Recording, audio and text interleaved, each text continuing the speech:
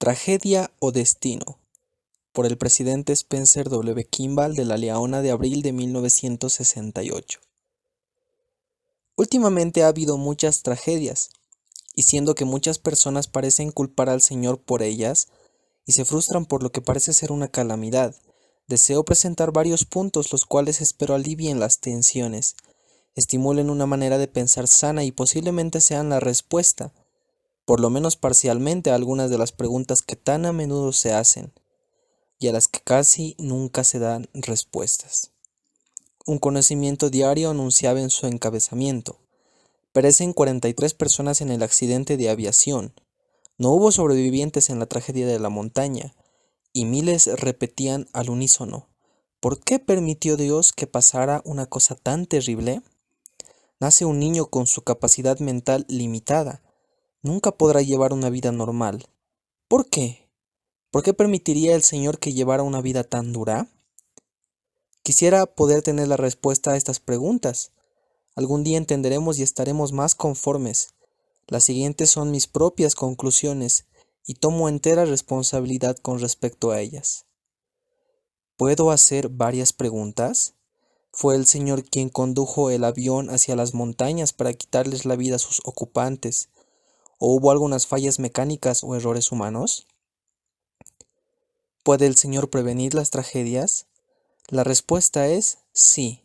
El Señor es omnipotente con todo el poder para controlar nuestras vidas, salvarnos del dolor, prevenir accidentes, manejar cualquier avión o automóvil, alimentarnos, librarnos del trabajo, esfuerzo, enfermedad y aún hasta de la muerte. Pero, ¿eso es lo que deseáis? ¿Protegeréis a vuestros hijos de frustraciones, tentaciones, penas o sufrimientos? La ley básica del Evangelio es el libre albedrío.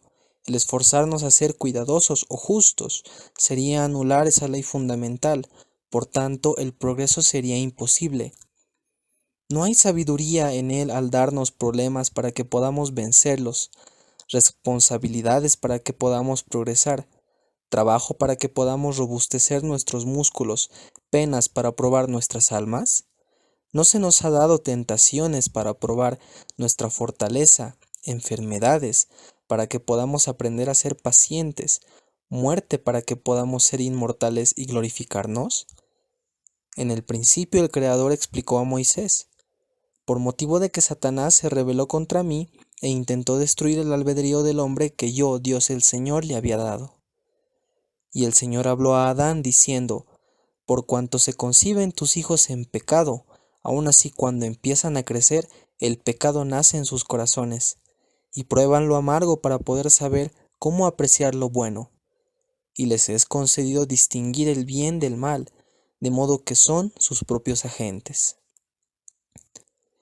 Aparentemente el Señor no siempre consideró la muerte como una maldición o tragedia, porque dijo: y benditos son los que murieren en el Señor. La vida sigue su curso y el libre albedrío continúa, y la muerte, que parece una gran calamidad, podría ser una bendición disfrazada. Melvin J. Ballard escribió: perdí un hijo de 6 años de edad, y lo vi como un hombre en el mundo de los espíritus después de su muerte, y vi cómo había ejercido su libertad de elección, y obtendría por su propia voluntad una compañera, y en el debido tiempo para él y todos aquellos que son dignos, vendrán todas las bendiciones y privilegios sanadores de la casa del Señor. Si decimos que la muerte a una temprana edad es una calamidad, un desastre o una tragedia, ¿no sería decir que es preferible la mortalidad de entrar más pronto al mundo espiritual y por consiguiente a la salvación y exaltación? Si la mortalidad es el estado perfecto, entonces la muerte sería en vano. Pero el Evangelio enseña que no hay tragedia en la muerte, sino solo en el pecado.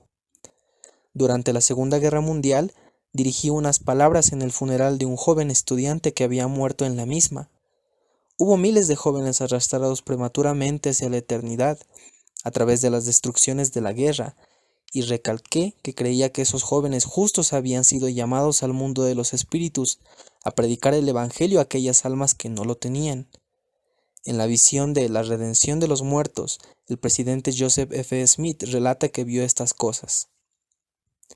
Se sentó a estudiar las Escrituras el 3 de octubre de 1918, particularmente las palabras de la epístola de Pedro, concerniente a los antediluvianos, escribió: Mientras reflexionaba sobre estas cosas que están escritas, los ojos de mi entendimiento fueron abiertos, y el Espíritu del Señor descendió sobre mí, y vi las huestes de los muertos. Mientras esta vasta multitud de justos esperaba y conversaba regocijándose en la hora de su libertad, el Hijo de Dios apareció, declarando libres a los cautivos que se habían conservado fieles, y ahí les predicó la redención de la humanidad, de la caída y los pecados individuales con condiciones de arrepentimiento. Pero a los inicuos no fue, ni dirigió su voz entre los impíos, y los que no se habían arrepentido y que se habían corrompido mientras estaban en su estado carnal, ni tampoco los rebeldes que habían rechazado los testimonios y las amonestaciones de los antiguos profetas pudieron soportar su presencia, ni mirar su cara. Y mientras me maravillaba, pude percibir que el Señor no fue en persona entre los inicuos y los desobedientes que habían rechazado la verdad, sino que de entre los justos organizó sus fuerzas, y los comisionó a que fueran y llevaran la luz del Evangelio. Nuestro Redentor utilizó su tiempo en el mundo de los espíritus, instruyendo y preparando a los espíritus fieles, quienes habían testificado de él en la carne, para que pudieran llevar el mensaje de redención a todos los muertos, a quienes él no pudo ir personalmente a causa de su rebelión y transgresión. Y continúa: entre los grandes y poderosos que se habían reunido en la vasta congregación de los justos estaban el padre Adán, Eva con muchas de sus hijas justas, Abel el primer mártir, Set, Noé, Sem, el gran sumo sacerdote Abraham, Isaac, Jacob, Moisés, Ezequiel, Daniel, todos ellos y muchos más hasta los profetas que moraron entre los nefitas, el profeta José Smith y mi padre Hiram Smith, Brigham Young y otros espíritus escogidos en el mundo de los espíritus. También noté que ellos estaban entre los nobles y grandes que fueron escogidos en el principio para ser gobernadores en la iglesia de Dios. Pude ver que los fieles élderes de esta dispensación, cuando se alejen de esta vida mortal, continuarán sus labores en la predicación del Evangelio de arrepentimiento y redención. La muerte, por lo tanto, puede ser la apertura de la oportunidad, y algunas preguntas son contestadas con esta visión. Ahora bien, encontramos la crítica de muchas personas cuando a una persona justa se le quita la vida, cuando un joven padre o madre mueren o cuando ocurre una muerte violenta. Algunos se amargan cuando las oraciones que a menudo se repiten parecen no tener respuesta. Algunos pierden su fe y se desaniman cuando las administraciones solemnes que los hombres santos efectúan parecen ser ignoradas y no ocurre ninguna restitución después de repetidas oraciones.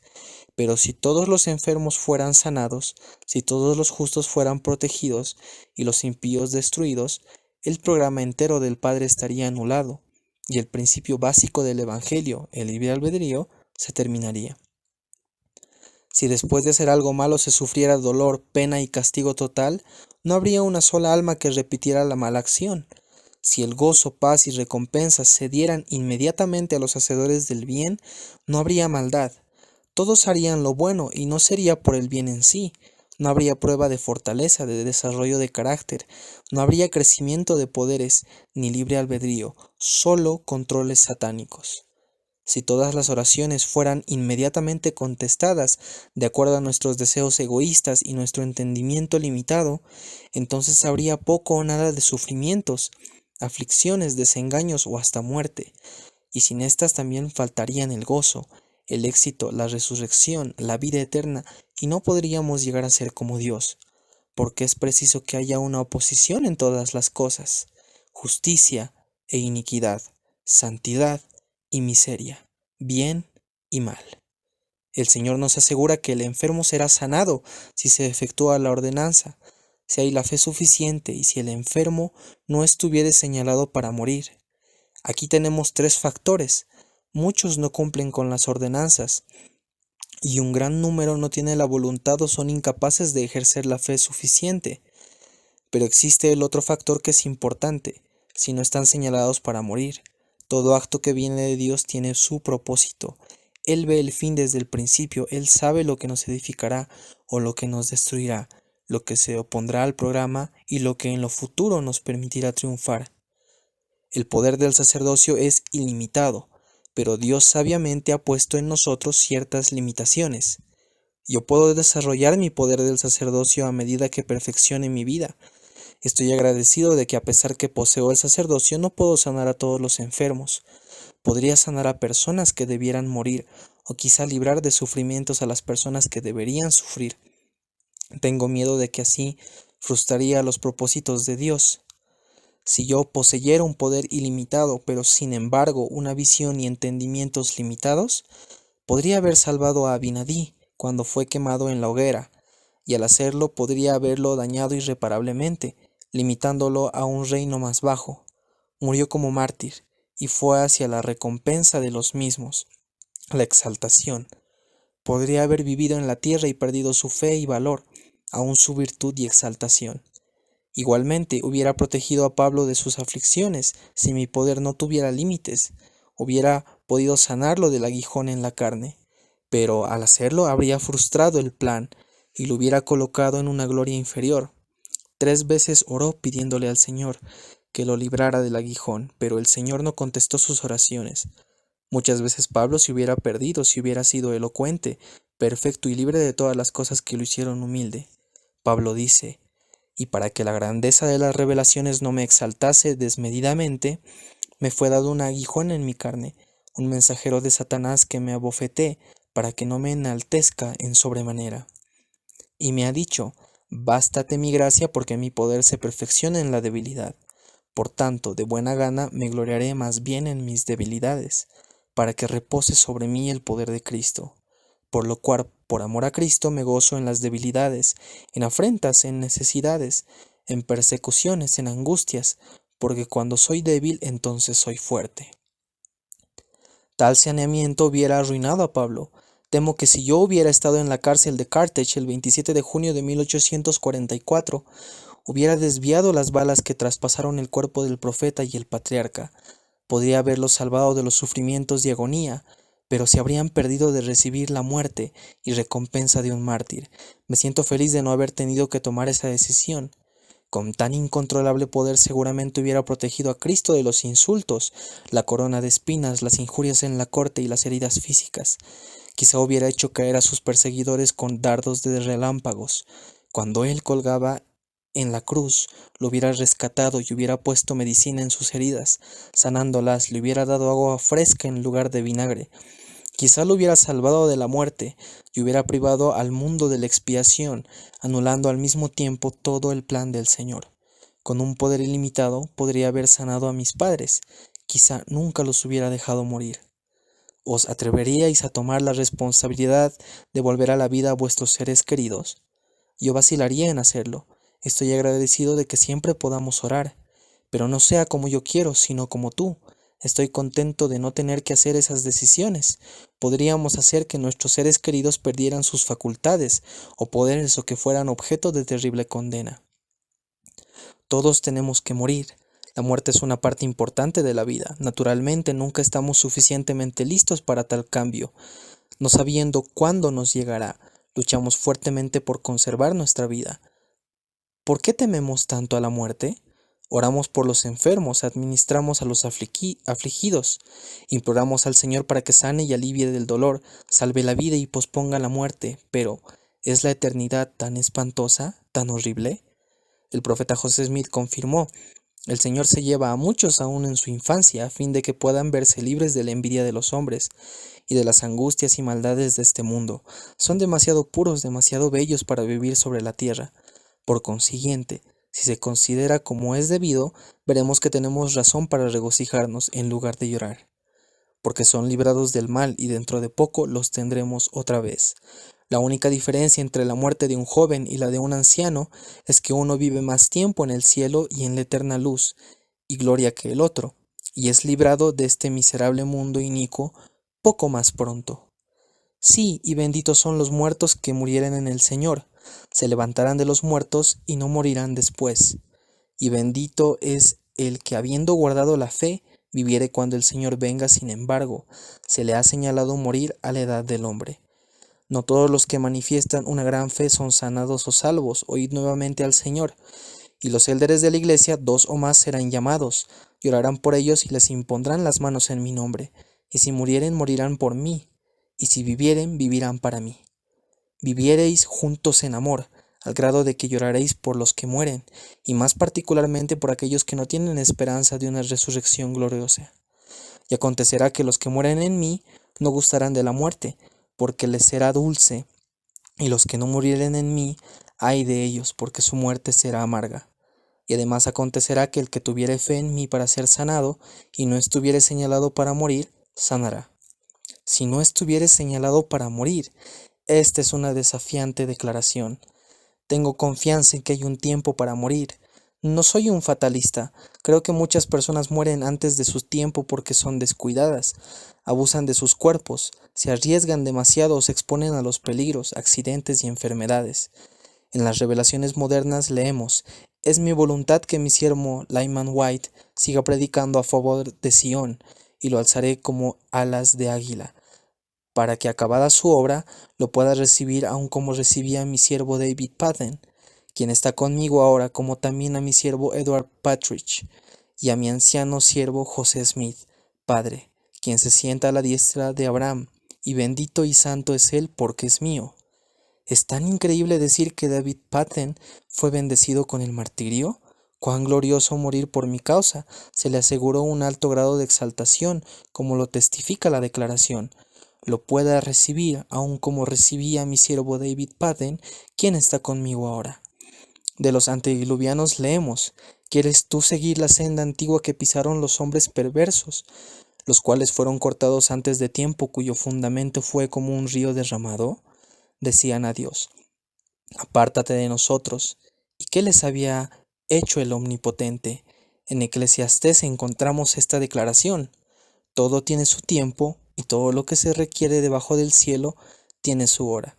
Tiempo de nacer y tiempo de morir. Tiempo de plantar y tiempo de arrancar lo plantado. No hagas mucho mal ni seas insensato, porque habrás de morir antes de tiempo. Creo que morimos prematuramente, pero pocas veces excedemos mucho nuestro tiempo, aunque hay algunas pocas excepciones. Ezequías, de 25 años de edad, rey de Judá, era mucho más religioso que sus sucesores o antecesores. Dicho rey tenía una hora señalada para morir. En aquellos días Ezequías cayó enfermo de muerte, y vino a él el profeta Isaías y le dijo: Jehová dice así: ordena tu casa porque morirás y no vivirás. Ezequías, amando la vida como nosotros, volvió el rostro a la pared y lloró amargamente. Te ruego que hagas memoria de que he andado delante de ti en verdad y con íntegro corazón, y que he hecho las cosas que te agradan. Fue perfectamente normal que Ezequías, como nosotros, se aferrara a la vida y a la protegiera. El Señor contestó sus oraciones. He oído tu oración y he visto tus lágrimas. He aquí que yo te sano. Y añadiré a tus 15 años, y te libraré a ti y a esta ciudad de la mano del rey de Asiria. El Señor modificó ligeramente su plan, dio a Ezequías 15 años y libertó a Judá de Asiria. Nuevamente, no podían matar a Abinadí antes de tiempo. No me toquéis, porque Dios os herirá, porque no he comunicado el mensaje que el Señor me mandó.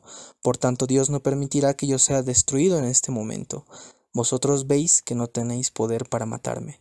Estuvo completamente protegido hasta que cumplió su misión, entonces fue martirizado. Leí y Nefel y los hijos de Lamán, quienes convirtieron a miles, fueron encarcelados sin comida. Sus perseguidores trataron de asesinarlos, pero fueron rodeados como si fuera por fuego. Los misioneros hablaron audazmente: no podéis echar mano de nosotros para matarnos. La tierra se estremeció, las paredes de la prisión temblaron y, una voz como por encima de la nube de oscuridad: no intentéis más destruir a mis siervos. Frecuentemente el Redentor mencionó: la hora no ha llegado. Entonces, cuando se acercaba a Jerusalén por última vez, anunció a sus discípulos: la hora ha venido. El Señor dio a Heber Kimball una extraña promesa, mostrando su control sobre nuestros destinos. Habiendo estado sujeto a una prueba, la cual, como la que fue dada a Abraham, era bastante difícil, inquieto y profundamente confuso, pidió al profeta José que le preguntara al Señor, y el profeta recibió esta revelación: decidle que vaya y haga lo que se le ha mandado, y si me doy cuenta de que hay algún peligro de que apostate, lo llevaré conmigo. Dios controla nuestras vidas, nos guía y bendice, pero también nos da nuestro libre albedrío. Podemos llevar nuestras vidas de acuerdo con su plan y podemos neciamente acortarlas o terminarlas. Estoy positivamente seguro de que el Señor ha planeado nuestro destino. Podemos acortar nuestras vidas, pero creo que no podemos alargarlas por mucho tiempo. Algún día entenderemos completamente y cuando nos volvamos para ver desde el punto de ventaja del futuro, estaremos satisfechos con muchos de los acontecimientos de esta vida que para nosotros parecería tan difícil de comprender. Nosotros sabíamos antes de nacer que íbamos a venir a la tierra para recibir cuerpos y experiencias, para que pudiéramos tener gozo y aflicciones, dolor y consuelo, ocio y trabajo, salud y enfermedad, éxito y fracasos, y también sabíamos que íbamos a morir. Aceptamos todas estas cosas con un corazón rebosante, ansiosos de aceptar lo benigno y lo adverso. Estábamos sin duda dispuestos a tener un cuerpo mortal, aunque estuviera deformado, y aceptamos gustosos la oportunidad de venir a la tierra, aunque fuera por un día, un año o un siglo. Quizá no estábamos tan preocupados por la muerte, ya fuera por enfermedad, un accidente o la vejez. Estábamos dispuestos a venir y tomar la vida como viniera, tal como pudiéramos organizarla y controlarla, y esto sin descontento, quejas o demandas irracionales. Algunas veces pensamos que nos gustaría saber lo que hay más adelante, pero los pensamientos sensatos nos hacen aceptar la vida día por día y magnificar y glorificar cada uno de ellos. Mis estimados hermanos, la vida es buena cuando la controlamos y nos autogobernamos. Es uno de los privilegios y oportunidades más grandes que tenemos. Que el Señor nos bendiga para que podamos progresar en conocimiento y sabiduría, fe y obras que nos llevarán a la vida eterna. Esto lo pido en el nombre de Jesucristo. Amén.